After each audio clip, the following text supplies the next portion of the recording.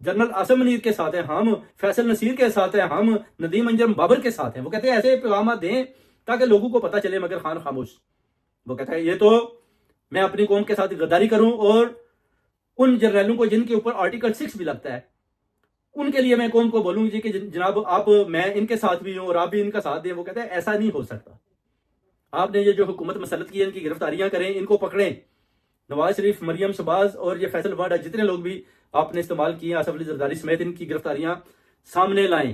اس کے بعد میرا مینڈیٹ مجھے دیں اور جب میں باہر نکلوں گا پھر میں اپنی قوم سے خطاب کروں گا، ان کو بتاؤں گا کہ دیکھو یہ ہمارے جرنیل کتنے مجبور تھے، دیکھو پاکستانیوں، جرنیلوں کے ہاتھوں میں کچھ بھی نہیں تھا، دیکھو پاکستانیوں۔